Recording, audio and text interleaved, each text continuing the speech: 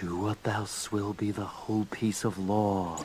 Yes, citizen, you did read that correctly. In this video, I'm going to try and endeavor to explain why I think George Orwell's success is not unearned, but I feel that people's appreciation of his groundbreaking novel is misplaced. I'm also going to endeavor to explain why I think that he is, in fact, a plagiarist who jacked the entire plot of his book from the book that I'm about to explain, and why I think that's incorrect. So, this video is going to take place in 3 parts. The first part is going to be, first of all, explaining We, in case you haven't read it, which I would highly recommend you do read it. Translation doesn't matter, but some translations are a little more brutalist and some are a little more up to the modern language standard. So whichever one you get, it will be a good time regardless. The second part of the video will be explaining why I believe George Orwell is a plagiarist and why I feel his success is unearned. And the third section will just be a little bit of a wrap-up, putting together everything we know and solidifying the point. If I had to recommend doing something before this video, I know it's a big ask to go read an entire book, but you will definitely get the most out of this video if you have read both of the books, or at the bare minimum just 1984, because I'm going to try and summarize this book called We for you. So I know it's a big ask, but you will definitely get a lot more out of this video if you do. Or if you're just here to listen, eat something, play games, I don't care. Just let me serenade you while you do something better with your time. But there will be enough editing to keep you entertained, I hope. Oh, also, I understand some people just have a hate complex for George Orwell, so if you want to get to the part where I don't explain We, or you've already read the book, and you just want to get to the part where I bash people, go to this timestamp here. I'll give you some time, don't worry. Plenty of time. Plenty of time. Plenty of time. Please listen to this delightful authoritarian music. You can go ahead. It's okay. All your stuff is fine, you can go. Okay, you think they're all gone? Okay, now for the dedicated Russian literature cells who have stayed around. This part of the video is going to be a summary on We, written by Yevgeny Zamyatin. And yes, I do understand that I can pronounce Russian. No, I'm not going to pronounce it. I'm going to anglicize it a little bit, so I'm sorry. The copy I have is in English, and if I had the Russian characters, I could definitely read it. But this book was written in 1921. And it was first published in English, translated by Gregory Zilburg in 1924. However, despite being written in Russia, the book would not be published in Russia until 1988. Zamyatin wrote this during Lenin's rise to power, and the book was banned until the Glasnost era, at which point it could be published again. I'm also letting you know, if you have a first edition hardback of this book, I would kill to get my hands on it because it looks great. If not, don't worry. I have my own mass market paperback that I got for $10 on Amazon. Now, this book is, despite the intro, a bunch of diary entries. I really do want to keep an Orwell similarity counter, but I don't know how much effort that is. So if it appears in the video, just know that I had the spare time to put it in. If not, I'll enumerate them at the end. But this book is a series of diary entries that takes place in Zamyatin's idea of a totalitarian state. And I'm also going to let you know is that this book is a translated book. I know I've said this already, but that means that regardless of your translation, you are going to be seeing different names for things. So I'm going to try and include the different names for things as we go, especially if you are raises an eyebrow knowingly one of the people that came here from Red Flood. Wow.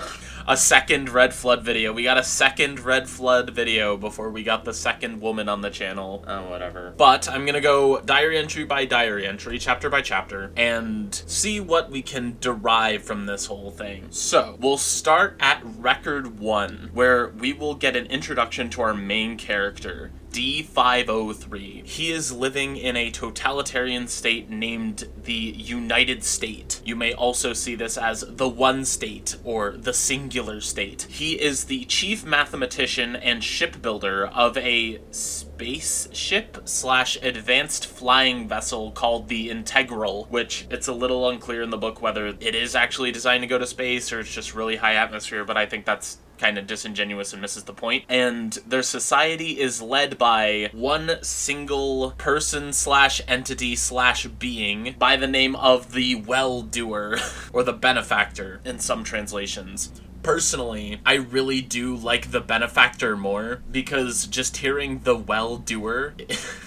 it just does not sound authoritarian enough or depressing enough. You know, the benefactor is kind of like, oh yeah, he's our benefactor, he wants the best for us. The well-doer is just kind of like, oh yeah, he's a guy that does nice things. So I think I'm just gonna use the well-doer out of habit, because that's what's in my translation. But if you have a translation that says the benefactor, I feel you will get a better experience out of this book. When he refers to the people, you may have guessed, not having a conventional human name, they are called the numbers. As we will find out later that males are defined by consonants and then a number. For example, D503 is a male, and vowels are females. And I will let you know the orientation of them when they appear, but that's next chapter stuff. But the people are referred to as the numbers, and what I like about this book is that D503 is the largest supporter of the entire government known to man. Throughout this book, D503 goes through a character arc. The book contains character arcs. No way! The characters go through experiences and experience things.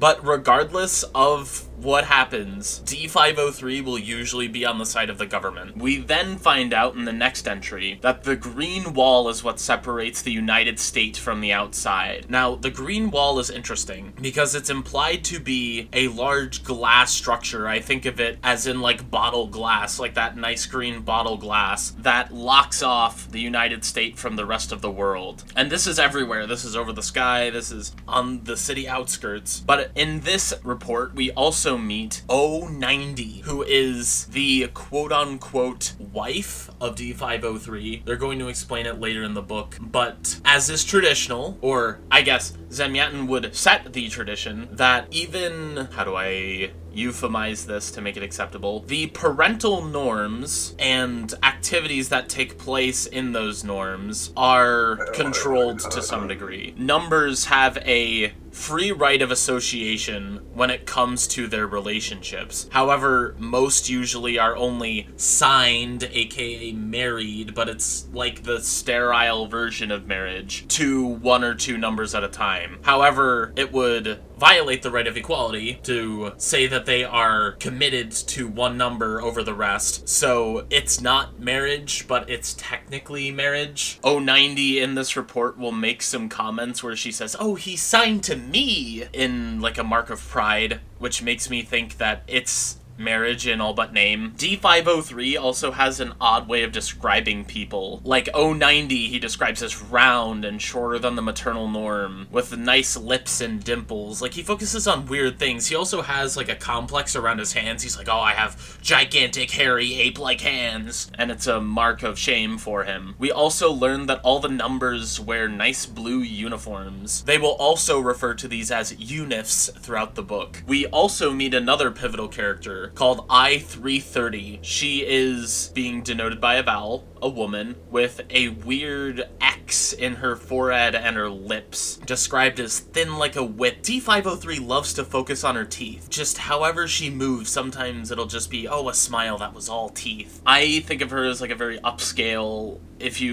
I'm gonna out myself. You know Camille from League of Legends? I like to think of her as like a Camille type woman. And this is where O90 makes the remark where she thinks I330 is trying to steal her man. And she says, oh, he's signed to me. And D503 talks very weirdly and says in a very roundabout way that his wife talks too much and that she's kind of focused on the wrong things. Because she's like, oh, I would love these flowers. And he's like, why don't we talk about math? That's his entire personality. Anyone brings up conventional beauty and he's like, let's talk about the square.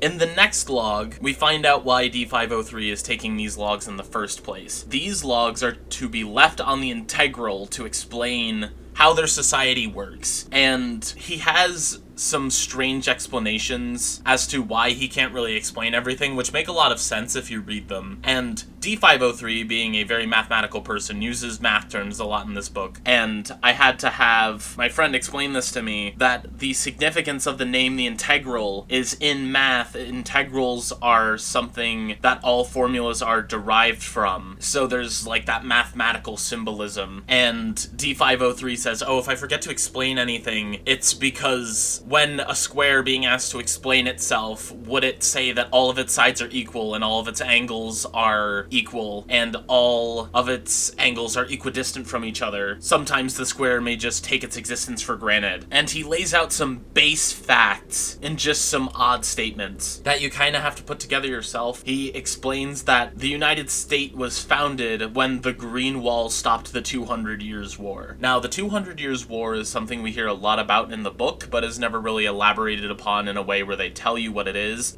But what I imagine is the 200 Years' War is how our world came to an end and evolved into the United States. There's also some odd self-awareness in this report, where throughout the book he will repeatedly say things like, if your world is similar to the world of the ancients, where I'm writing this from, this may just seem like a novel. So he's kind of a little self-aware when it comes to the diary entries, which I like. They're not diaries, they're reports for the integral, but he kind of writes them like diaries because he also says how he is required to be 100% honest. He'll say weird things like, I told him this, but I'm required to be honest in these reports, so I actually was feeling this. And in this report, he further explains the tables, which he says is a railroad guide for every number. So, you know, you have an hour of personal time, and then you have an hour of work time, and then you have an hour for lunch, and then you have 3 hours of hard labor, and then you have an hour of personal time. And they have badges that display their number along with a clock so they can follow the time. I think a railroad guide is a very good term for it. He then talks about the paternal and maternal norms and the control of relationships, quote unquote, in the United States. We also learn about a group of what we would call political police, but they will call the guardians, who interpret the will of the well-doer. And we also learn of a number named S. We don't know his number yet,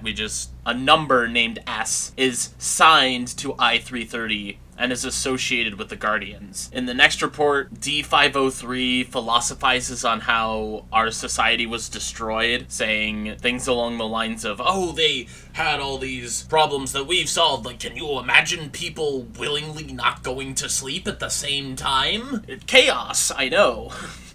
Because whenever he philosophizes, he tries to justify why the United States does what it does. And I think that's an advantage over 1984, but I'm gonna try and save that to the end. He also sees I-330 again, and we learn about what are called pink tickets, because they have these euphemisms like, oh, behind the curtain, because, oh yeah, the living structure. All these people live in massive apartments, and these apartments are all made out of glass. Every number can see what every number is doing, except for pink tickets. Pink tickets are licenses that are given out by the government. When you as a number are signed to another number, you can get a pink ticket on a number you are signed to. This allows you to activate the curtains and continue the existence of the United States. That is, I think, the best in-universe way to euphemize it, because no one wants to see that. Also, I just have a note that says D503 is very inept about women, because 090 brings him Lilies of the Valley, and she says, oh, aren't these great? I thought you liked them. And he's like, I want math.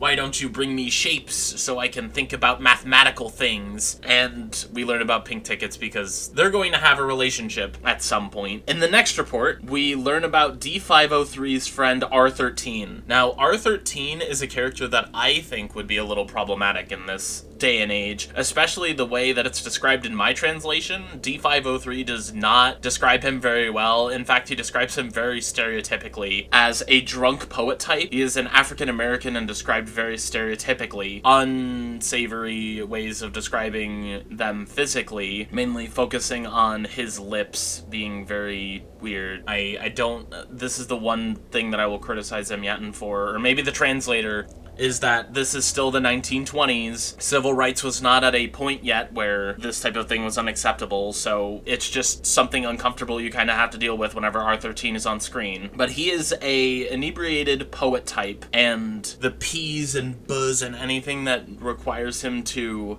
pop out his lips flow out of him like a fountain. And he explains how the United States conquered hunger, and conquering the basic needs for the numbers is first, and then they can move on to their conquest of relationships by being examined by the doctors to see if you can go into the signing system and how you can be registered, and this is where they explain registration. I know I kind of jumped the gun on it a little bit. In the next report, D503 is propositioned by I330 to go to a museum in their world called the Ancient House. He agrees, and they go by Arrow, or what is effectively a personal aeroplane, or a car that flies, whichever is your favorite interpretation, but they're called arrows, and they go for a museum visit. You also find out that I330's grandmother keeps this house and watches over it. And as they go through the museum, I330 talks about originality, and it's almost childlike, the way they kind of treat the United States tables like class, effectively, like a school. Because as I330 is talking, because she dresses in this very eye-catching black dress, which is divorced from the unifs of the United States, and D503 effectively has to keep her in check by saying, like, why do you do these things? And she says, well, because I want to. And D503 says, well, that violates the law of equality, you get that. But I330 takes a daring step where she says, oh, do you just want to stay here for a while? I have someone in the medical bureau, aka the state medical apparatus. I have someone in the medical bureau who will write you off sick, and we can just, like, stay here. You don't have to go to work. And D503 says, no, and in fact, I'm going to report you to the Guardians because this violates one of our key integral laws, and then goes to work. But he's too tired after his peculiar adventure, so he'll do it tomorrow, as he's allowed 48 hours by the laws of the United States. In his next report, he walks us through what is a typical collective morning routine. They all wake up with a singular bell. They chew their little protein cubes. They're described as like gray cubes of nourishment, which are required to be chewed exactly 50 times before being swallowed. And all the numbers change in collective. They all eat in collective. They all chew in collective. And they all go about their tables in collective. And on the train to work, we officially meet that number named S, and we will learn that his number is S4711. We also find out he is a member of the Bureau of Guardians, and the way you will see him referred to in this book is he has little wing-like ears that like to change color depending on his mood. And I also want to mention that the number naming scheme is very loosely connected to their body type from what I found through the descriptions, because I330, I very straight up and down, whip-like, O, very round, short. D503 never really describes himself, but we can tell he's kind of a bigger man because of his consciousness around his large hands. And the D kind of looks like a very large beer belly, especially when you go to the Russian character. It kind of like overhangs a little bit. And S is described as a hunchback who, being a hunchback, his head is like the back of the S. It then curves because he's got his chest forward, and then his butt sticks out a little bit, and he walks kind of weirdly like an S. So he's a little bit of an odd character, and whenever he is mentioned, he's never mentioned in a exact light. It's always more of, you see the ears moving around because he's so tall. And D503 has the perfect chance to report I330 to the Bureau of Guardians, as S4711 is a member of the Bureau of Guardians, but for some reason he can't muster it. And this is where he meets 090 and has an outburst about math. And she says, like, something's wrong with you, you have to go to the medical bureau. So he goes to the medical bureau sick and then goes to bed. I just have in my notes good old Plappa. Because there was a mathematician named Plappa in this report who D503 explains that in his childhood there was a mathematician called Plappa, And they called him that because whenever he went on to the speaker, there was like a plapping noise before he started saying anything. And he learns about the square root of -1. Well, sorry, D503 does not learn about the square root of -1. We do. Because it's another one of his D503 isms that is going to come up throughout the book. And the square root of -1 is something that D503 can't square away. Oh, I mean, unintentional joke. And he goes on to describe how he found it out. It's not really important, but it's like this black hole in his mind. And in this report, we also learn about how D and R have been friends basically their entire lives. The next report has a day in the plaza to quote-unquote worship the well-doer, and D503 takes a very long time to establish that the well-doer is very rational and not irrational and subjective like the gods of old. The ancient world. Whenever he says the ancient world, he's talking about our world. But the reason why I say this is quote-unquote worship is because everyone attends a state execution, as after a poem is read, the well-doer is a giant machine that has metal hands and is very large and imposing. All of its movements are very deliberate, made with 1,000 tons of metal, and the criminal is put into the hand of the well-doer, at which point the well-doer activates and turns the criminal literally into water. All that is left is a pool of clear water in the hand of the well-doer. Oh, and I want to issue a bit of a correction. That little outburst that D503 had was not a outburst about flowers. That occurs in this report. The last one was about D503 having a little boomer moment, being like, oh, I hate my wife, even though it's not technically my wife, it's someone I'm just signed to. In the next report, we meet you. D503 never gives her a number, because if he were to give her a number, he would write very mean things about her. That's his words, not mine. And you informs D503 that I330 has signed to him, and he is dismayed, as it is her right through the law of equality to do so. However, he is already signed to 090, and that's going to cause problems. And even worse, I330 has already gotten a pink check on him, and when he returns to his room, they pull the curtains, and I330 begins to smoke and drink, and just is very subtly dismissive of the state of things. She critiques pink checks and how the state has banned vices, but she mainly came to D503's room to now say that she has blackmail on him. You didn't report me, so now I can report you because you are now a criminal, but I'm not going to do it as long as you basically do what I say in the future. And of course, D503 is the most self-flagellating person in the entire world, so he is tormented by this fact that he's been blackmailed and that he didn't go to the Bureau of Guardians, and how S4711 was right there and I could have told him, but I didn't. So he then goes to the next report, continuing his existential crisis. R13 shows up to talk about religion for a little bit and why the ancient gods were all stupid and dumb, and why the well-doer's totally, I guess, a better take on it, but not 100% right.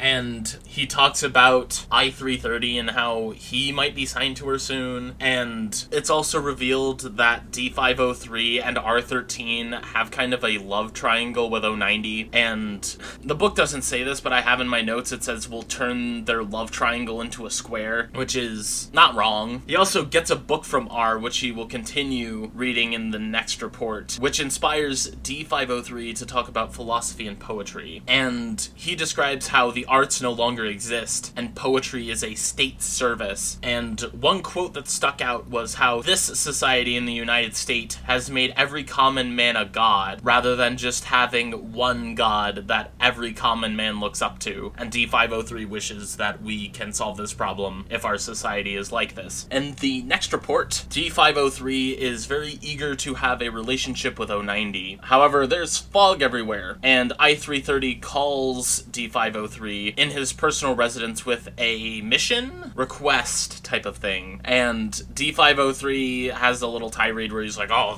the state only moves my hands. Why does she think she can order me around just because she has blackmail on me? And he meets up with I330 on the streets, and I330 leads him to the medical bureau and gets him signed sick. So she can bring him to the ancient house once again. I would also like to tell you that I-330 uses a lot of old language. D503 specifically notes the usage of the word thou, long forgotten, and she also uses old French terms like au revoir. D503, after being declared sick, is distraught, and they go to the ancient house for a relationship, although it's not directly stated, it is heavily implied. And after he leaves, he's like, oh, I forgot to tell her something, and he goes back into the room and she's gone. And D503 has to think a lot about what he's been doing the past few days. A lot of guilt. And in the next report, it gets even worse, as he misses his pink check with 090, and she smells the...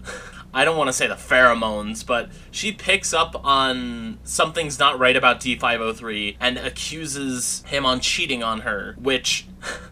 D503 is just the most emotionally incompetent book character I've ever seen, because when she says, oh, you're cheating on me, he's like, well, we aren't technically married. Marriage is an outdated concept, and it doesn't exist, and it's my right via the law of equality to do so, and they have a massive fight, and D503 laments that I-330 has broken the triangle and basically inserted herself into his life without his consent. D503 never has a win in this book, and in the next report, this takes place on the work site of the Integral, and the second builder, D503 is the primary builder, and the second builder is effectively his right-hand man, tells D503 that they've been having problems because he was gone, and D503 takes this opportunity to reminisce on work and how people were free to associate with work and how that used to be a problem, and he describes how the operations department solved it all with the tables. And he may say, well, you in your ancient mind may think that the operations of the operations department seem like the Inquisition. I assure you, one was a roaming band of vagrants, aka the Inquisition, and another was surgery on a dying man. They cannot be compared. And, of course, this being his life's work, he describes the spaceship slash high altitude plane of the Integral, how it's made completely out of glass and has these large jet engines, which, far beyond its time, I guess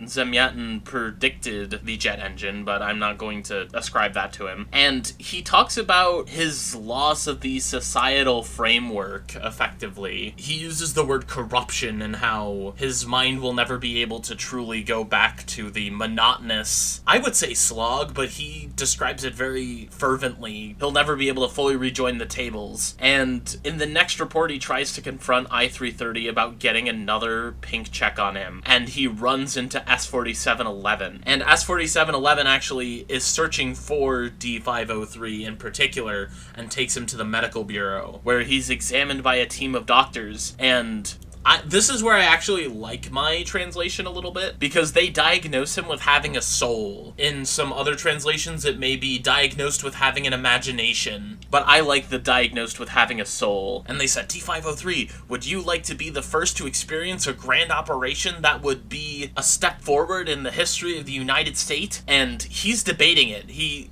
says, like, oh, I would have jumped at the chance if I had been my old self, but now with the corruption of my illness, I hesitated. I didn't say anything. And S4711 says, well, he's the builder of the Integral. If you mess it up, we can't really have someone else take his place, so let's just postpone it until after the Integral is done. And S4711 and the doctors say, you should really take long walks every day. And S4711 says, well, the ancient house and back should be enough to bring you back to your senses. And D503...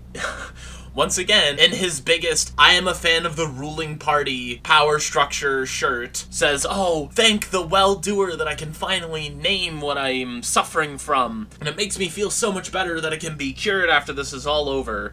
And in the next report, he starts taking his long walks. He takes a path that is along the green wall, and despite what you may think, it's not a complete obfuscation of the outside. It is merely a heavy distortion of the outside, as he sees an unnamed animal with yellow eyes that he describes as a beast. And he has a little philosophical contemplation that he wonders if he's happier in the United States with all these amenities, or he would be happier if he was outside the wall without any of them. And when he goes to the ancient house, he sees I-330 and is overjoyed to be there so much that he kisses the old woman who watches over the house. house. And as he's walking through the halls, he spies S-4711. And there's like a little chase scene where he doesn't want to be seen. And he goes through, kind of unclear, but like maybe some secret tunnels that I-330 disappeared into earlier. And after a doctor finds him with his scissor-like lips, meets I-330 and her all-teeth smile. And after he's found, he wants to confess his ailment in private. When he finally shoos the doctors away, I-330 says, oh, it's fine. He confesses to I-330 that he has a soul, and I-330 kind of talks down to him and says, oh, of course,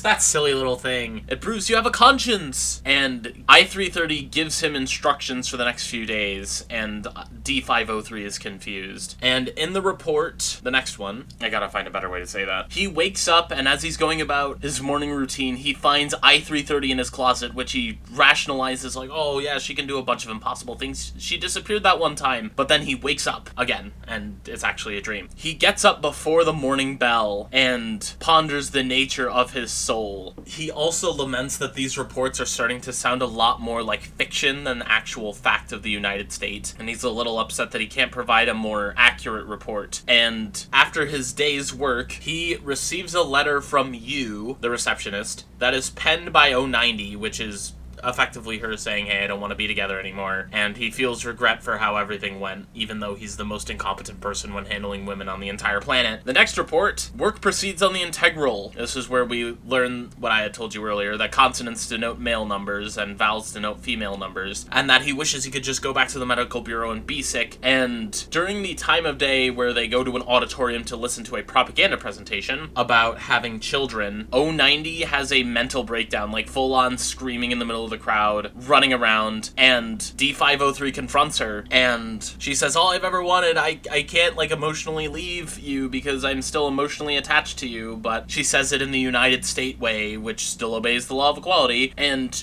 she says effectively, if you give me a child, I will leave you for good and never come back, so he obliges. And I don't even think I can call the next one a report because it is purely self-flagellating D503 saying that, I would be better off, the United States would be better off if I were punished for everything that I've done, and I would be better if I were just reduced to water in the well-doer's hand. So getting back to the actual plot, the next report, D503 goes to the ancient house, and he runs into S-4711 officially outside. They witness a bunch of guardian arrows above the ancient house, which is a little strange. D503 then has a conversation with you, saying that you insinuates that something is going to happen on the day of unanimity, which D503 does not take well. D503 also explains what the day of unanimity is. It is a day where everyone unanimously elects the well-doer as the leader of the United States.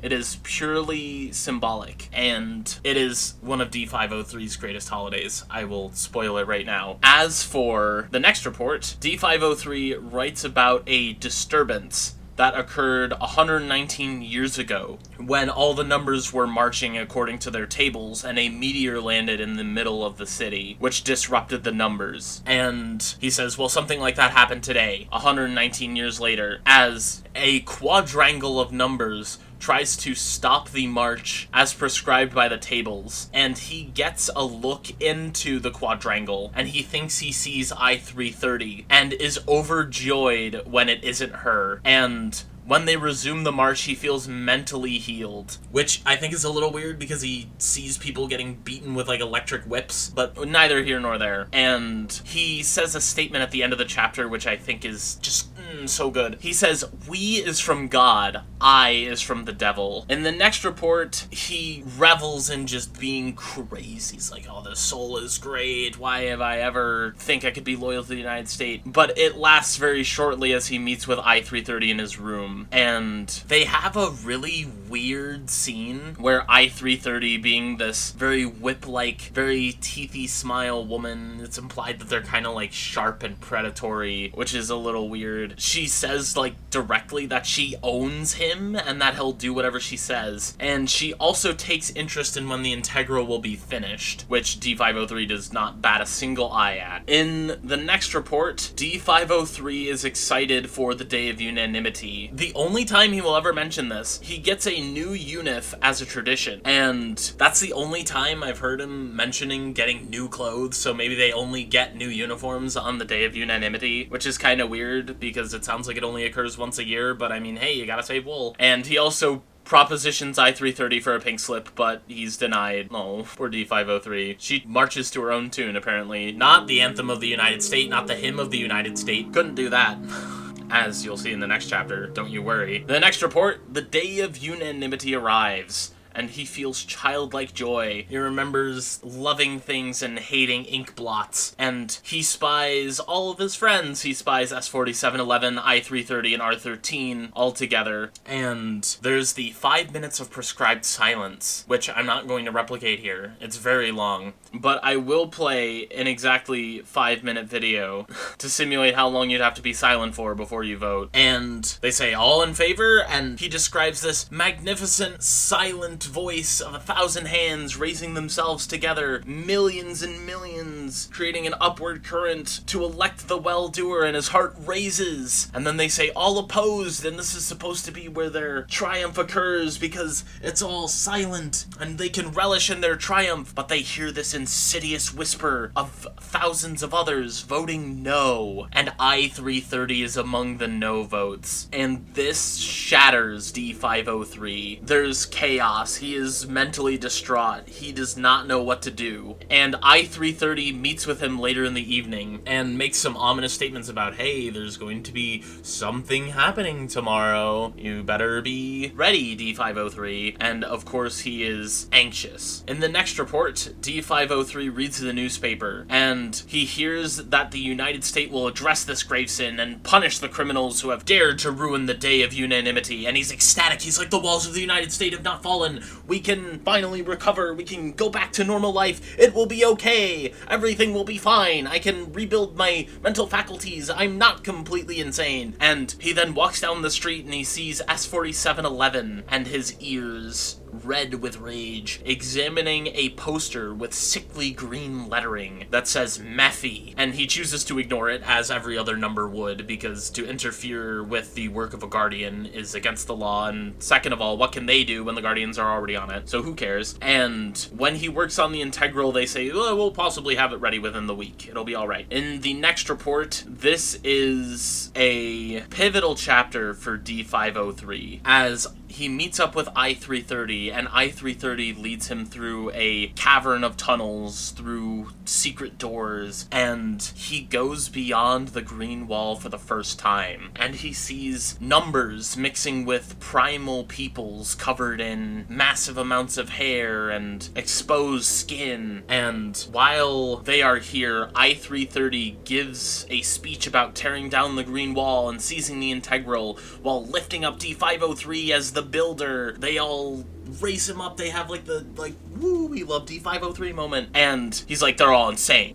These people are crazy. Like, what are they talking about? Why would you ever want to do this? Why would you ever want to disrupt something so beautiful? And as he is having this little mental plight, he swears in the crowd that he glimpses the purple and reddish ears of S4711, but he can't prove it. But that still worries him.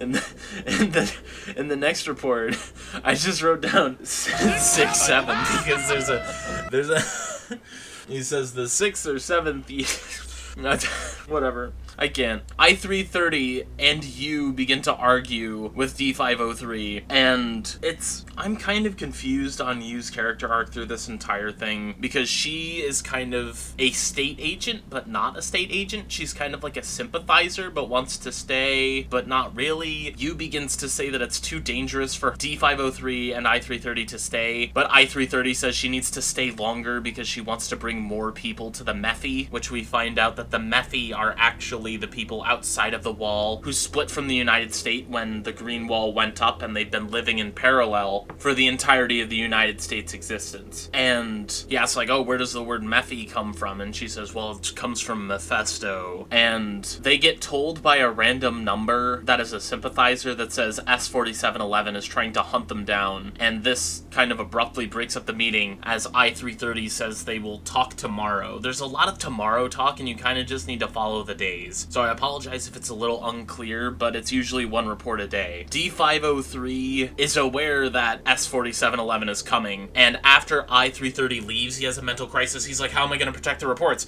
I have literally written down everything as honestly as I can. How do I fix it? So he goes to his desk, he starts writing propaganda, effectively. He's like, wow, the United States and the well-doer are so good, they're so cool. And S4711 enters with a few other guardians, and he says, oh yes, D503, the person who works so hard to keep the integral going. Let's see what he's working on. And he reads the page that D503 is writing, and he says, well, it's a little vague, but it's all right. And he gives it back to D503 and leaves, telling him to carry on. D503 is obviously relieved, but a little conflicted. In the next report, D503 is going to the ancient house, where he runs into 090 in the tunnels. She tells him that she's pregnant with his child, and D503 wants to take her outside the walls where they can live a better life. But because that would involve 090 going to I-330, she refuses and leaves. In the next report, D503 talks to I-330 as she lays out revolution plans, saying that, oh, on the day of the Integral's launch at 12, we'll just lock them all in the lunchroom, and we'll seize the ship. And D503 doesn't want to, but he kind of does, because he's so invested in I-330, so he plans to go along with it, maybe get out of the consequences later, although he's not very hopeful. In the next report, the state prints a newspaper about getting a perfect machine operation. Remember that operation they mentioned that will cure you of all your ailments? They finally perfected it, and it's going to be mandatory. D503 talks to I-330, and they're thinking about the future, as he breaks to her that the integral is delayed for the sake of the operation till day after tomorrow. And we begin to find out that Yu is more of a pawn for the party, as she's found out about his records and is rejoicing that the operation can be curative for him, saying that, oh, he's written all these insane things, but you'll be cured when the operation comes around. And he then again meets with I-330, and she makes him choose between salvation, aka the operation, or her, the rebellion plot, and he said, I denied salvation that day. So he's committed fully to the rebellion plot. In the next report, he confesses that he orders the integral overloaded with fuel, where they said, oh, we'll need enough for like a couple hours, and D503 says, well, let's just put in enough for a week just to be safe. Who knows how long they'll be up there, which kind of throws the second builder off guard. But D503 describes a scene where they're all in an auditorium listening to some propaganda, and the flag of the Golden Sun appears, and this is going to be the flag of those who were first operated upon, those who are free from suffering. And this causes a lot of commotion, as they're effectively trying to drag people back to the medical bureau to get the operation. And in case you were wondering, yes, the fluttering of ears shows up in the crowd, which spooks D503, and he runs into 090 in the chaos, and now that 090 is getting a little afraid, she agrees to go to I-330, and D503, having other work to do, namely work on the integral, writes her a note to I-330 to basically say, hey, take her beyond the walls, she's fine, I want my child to live outside the walls, and there's a tearful goodbye as he sends her ahead. I do not believe we ever see 090 again in this book. So who knows what happens? The next report, he transcribes an entire newspaper clipping that says all must be operated upon, and D503 is determined to see that he must be destroyed. Another self-flagellating chapter from D503. Wow. He's like, wow, I'm going to go end myself now, see you later. And the next report says, wow, I didn't. But I should have. And he boards the integral. The day has come, and he recounts the story of the 3 forgiven ones. Now, this is a weird story, as he makes the justification for work, as he says, oh, these people were forgiven by the well-doer, and their punishment was that they couldn't work for a whole month, and they would still try and follow their tables, and eventually they walked into the river until they never came back. And he's like, I kind of feel like that right now. And I'm gonna be honest, I kind of feel that sometimes. I'm kind of feeling it right now, but don't think about it too hard. The integral finally flies, and as he directs the flight, he looks for I-330 and finds her manning the radio. As he's giving instructions to the radio operator, I-330, well, kind of fakely, he's trying to cover their conversation as I-330 gives him meaningful information and he is just giving her instructions. He finds out that O90 is beyond the walls, and as noon approaches, they begin to get in position. However, they're found out by the Guardians and almost captured until a fight breaks out, and D503 is knocked out, of course, duh.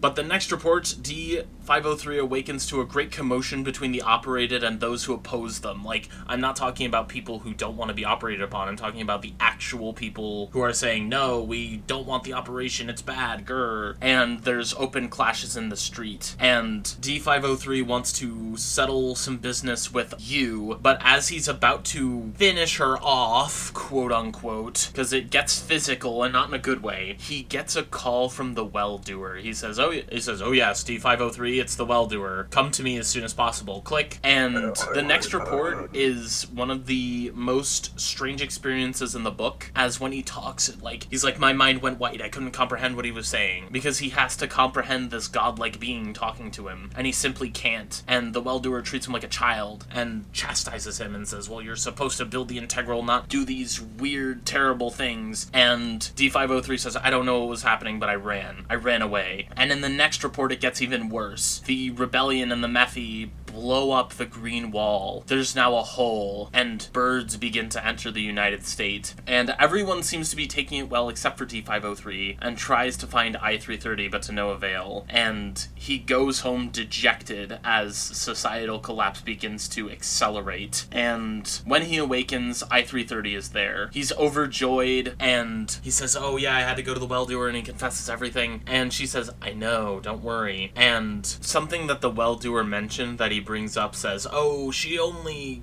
got close to you because you built the integral. Can't you see that you're so dumb? And he brings it up to I-330, and she doesn't say yes. She doesn't say anything, in fact. She just kind of gives him the look that says, yeah, that's honestly true. And it shatters D503, very upset. And to show you how much society is breaking down, in the next report, the bell does not ring, the morning bell does not ring. There are sticks and greenery on the streets, birds flying everywhere, and plants, and he sees R13, and instead of talking to him, he ducks into the Bureau of Guardians, and he runs to S4711, and he wants to tell him something, and he's like, can we please go to your office? There's like a bunch of people crowded in the Bureau of Guardians. And as D503 takes him into his office, he tells him everything. He wants to show him all the reports, and D503, as he's confessing, looks at S4711, and he realizes that X4711 is just going, yep, yes, of course, yep. And D503 says, why are you not more interested in this? I thought you would be more interested. And S4711 says, didn't you glimpse me outside the walls? Basically saying that he was already there, or he already knows, and he leaves, not knowing whether S4711 is a collaborator or not, and he says, oh, I'm very determined to finish this log, but there's a heavy stamping that ends it prematurely. Now, I want to read to you, if you've been keeping track, this is Record 40,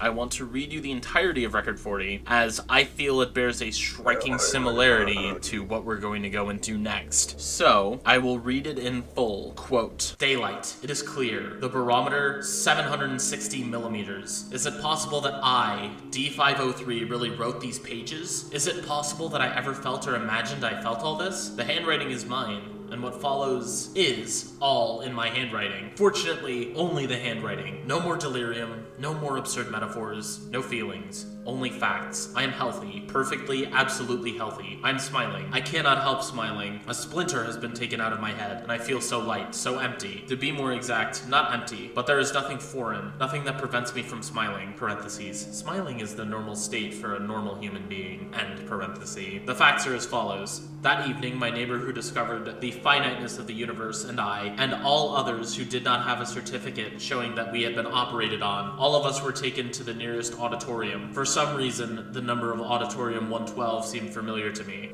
Side note, Auditorium 112 is where he met I-330. It was mentioned earlier in the book, but I did not mention it, so I'm mentioning it here. For some reason, the number of the Auditorium 112 seemed familiar to me. There they tied us to the tables and performed the great operation. Next day, I, D503, appeared before the well-doer and told him everything known to me about the enemies of happiness. Why before it seemed hard for me to go, I cannot understand. The only explanation seems to be my illness, my soul. The same evening, sitting at the same table with him, with the well-doer, I saw for the first time in my life the famous gas chamber. They brought in that woman. She was to testify in my presence. That woman remained stubbornly silent and smiling. I noticed that she had sharp and very white teeth, which were very pretty. Then she was brought under the bell. Her face became very white, as her eyes were dark and large. All was very pretty. When they began pumping the air from under the bell, she threw her head back and half closed her eyes. Her lips were pressed together. This reminded me of something. She looked at me, holding the arms of the chair firmly. She continued to look until her eyes closed, and then she was taken out and brought to by means of electrodes, and again put under the bell. The procedure was repeated 3 times, yet she did not utter a word. The others who were brought in with that woman proved to be more honest. Many of them began to speak after the first trial. Tomorrow they will ascend the steps to the machine of the well-doer. No postponement is possible, for there is still chaos, groaning cadavers, beasts in the western section, and to our regret, there are still quantities of numbers who betrayed reason. But on the Transverse Avenue 40, we succeeded in establishing a temporary wall of high-voltage waves, and I hope we win. More than that, I am certain we shall win, for reason must win. End quote. Kinda brutal, if I'm being honest.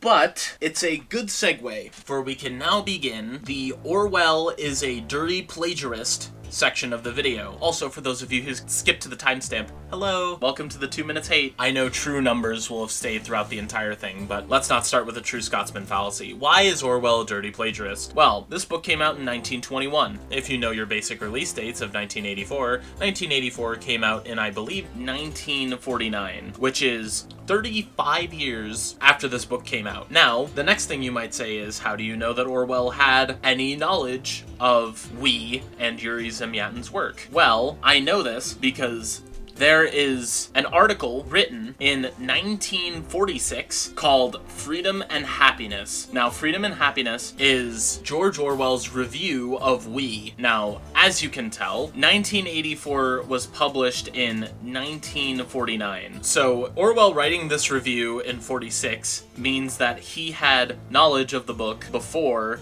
1984 was published in 1949. He also writes about Aloysius Huxley's Brave New World, which he says does not have as much of an influence on the book as We does. Now, if I had to put together all the analogs, there is an article from The Guardian that puts together just a few surface level ones. It's an article called 1984 Thought Crime, which I think is a good overall summary where they favor 1984 over We, but I'm going to take the exact opposite stance, as I'm going to read from the article, quote, "The characters in We are numbered rather than named. Its Winston Smith is D503, and its Julia I330. Its big brother is known as the Benefactor, or the Well-Doer, a more human figure than Orwell's almost mythical dictator, who at one point phones D503, where Orwell's apartments come complete with an all-seeing telescreen. Zemyatin's buildings are simply made of glass, allowing each of the residents and the guardians who police them to see in whenever they want. We's Airstrip 1, or Oceania, is called the One State, or the United State. Instead of puzzling over 2 + 2 = 5, its lead character is disturbed by the square root of -1. End quote. And I also want to add, the general plot beats, including the entire ending, are just jacked from Zemyatin's We. The general plot synopsis of guy who is a regime worker gets seduced / manipulated / in 1984's case wants to, and in D503's case kind of wants to, but is very hesitant and shameful about going into a revolution, participating in the revolution, and then getting broken by the state is the most obvious similarity that I can point to. More similarities take place in the more subtle things. Right, like there's a place that they can retreat to. In 1984, it's the Proles section of the city. In We, it's the ancient house. There's a place that is a relic of a bygone time that the two male and female characters can retreat to be themselves quote-unquote, effectively. A place that's away from all the glass of we or the cameras of 1984. A place that they can be themselves, that they think is safe, that isn't actually safe. And they both have an experience with their beyond the wall. In Orwell's 1984, this is more conveyed through Winston's dreams less directly. He has those dreams about, like, oh, if I could only be on these, like, rolling hills outside of everything. Well, I guess literally, too, because he has to go through the pathways outside of the city to get to his safe space, quote unquote. But they both kind of have that beyond the wall feel. In We, literally beyond the wall, but in 1984 it's a place that recalls to a bygone era that is supposed to be the contrast to the brutalism of the city. Lastly, the reason I am confident to say that Orwell is a plagiarist is that all of these things are remarkably similar. Orwell has a different focus. That's the thing that frustrated me about the Guardian article. Going back to it, it was does it matter that Orwell completely stole the entire plot skeleton and muscle from We if he arguably made a better book? Yes it does, because it has sentenced Zemyatin to effectively a fate that he never would have had if 1984 had not existed. In the modern day, plagiarism is bad. Hot take. Yell at screen when good, yell at screen when bad, right? This is our 2 minutes hate, even though it's going to be longer than 2 minutes. But I feel Zemyatin was robbed of the credit that he deserved for being a pioneer of the entire dystopian genre. The fact that it has permeated the internet so much to say that 1984 is now a cultural touchstone when people say, oh, this is too authoritarian, it's literally 1984, shows that Orwell completely eclipsed Zemyatin. Which may also be attributed to the fact that he got funding from government agencies, from Operation Mockingbird, but that's neither here nor there. That's more of a personal jab, and I apologize. Oh yeah, and in case you didn't know, both the 1984 movie and Animal Farm, the animated one from like the 1950s, were funded by the CIA, just in case you don't know. Once again, neither here nor there, just a little bit of subtle well poisoning, and I'm not going to go as far to say as Orwell is not a good writer. I feel Orwell is a fine writer. He's all right.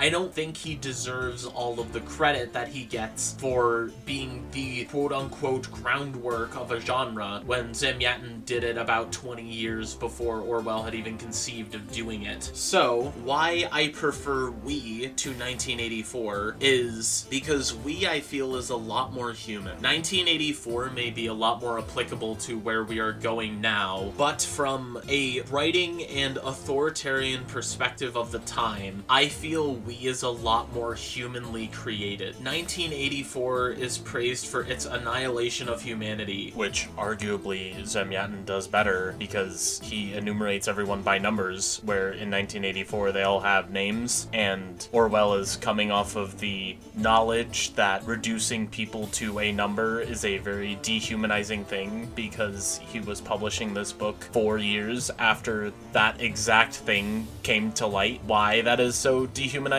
and horrible. So I feel he doesn't even get the annihilation of humanity part right, but and reducing everyone to less than human where life is cheap. But I feel Zemyatin's work works within human restrictions. Its characters act like people, and there is no high technology surveillance state. People are observed and kept in line by social pressure rather than governmental pressure. D503 has so many internal struggles, not because of a governmental power that will execute him. Certainly that is part of it, but more due to the conformity of the tables and what it would mean to disobey those things. Remember the tale of the 3 forgiven ones, the people who still followed their routines even though they were exempted from their routines for effectively ever? That is why I think We is the superior novel. It keeps the humanity in an inhumane system. It is a social pressure rather than a governmental pressure, and the solution at the end is for all citizens. not just a choice few who choose to disobey. The moral of Zamyatin's we is, even if you collaborate with a system, you will still get rolled over and molded despite your best intentions. D503 being an unwilling participant in the revolution, and at every point wishing that the United States would save him, or taking great joy in the United States' triumphs, and then even still at the end, being forced to get rid of everyone he loves. He arguably sent O90 to a better fate, but he got I-330 executed, and in Orwell's book it's a foregone conclusion. It is not an if, but when. 1984's structure practically sets up Winston to be molded and broken by the system because he opposes it. In conclusion, if you've listened through this entire video and you still have not yet had a concept in your head about reading We, I've given you the summary, but I think D503 is a great narrator and makes the story interesting even if you've already read it. I had to reread it again for this. It's really short. It's only about 100 pages. You can knock it out in an afternoon if you're dedicated. It is a wonderful read. D503 is such an endearing character, which I don't get from Winston. Not as much. If I had to be buddies with one of them, I think I'd want to be buddies with D503. He just seems like the fat mathematician who you can be friends with. But it's definitely worth the read. It's cheap, it's in print, you don't need to go searching for a first edition copy even though I want to. It's not a big problem. Read 1984 as well, but recognize where it came from. I think they're both serviceable novels. Whenever I get asked the question, who created the dystopian genre, I inflexibly want to say Orwell, but I confidently say every time Zamyatin did, and then I get to explain this book to them, because this is one of my favorite books, I don't want to say of all time, but definitely up there. And long live the numbers. Oh, that was a lot. I don't have credits, so this is like an after credits, but there's no credits. So I'm just gonna talk freely a little bit.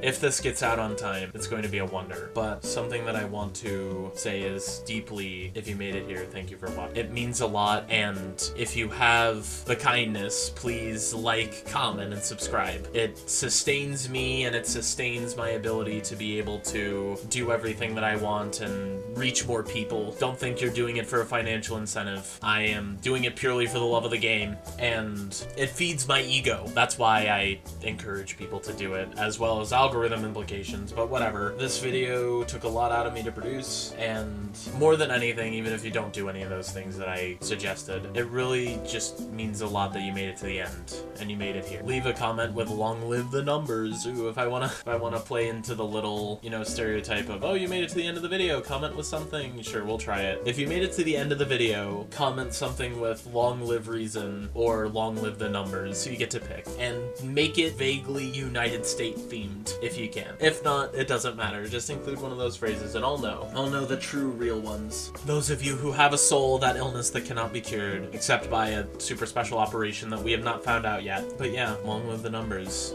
And I hope to see you again next week.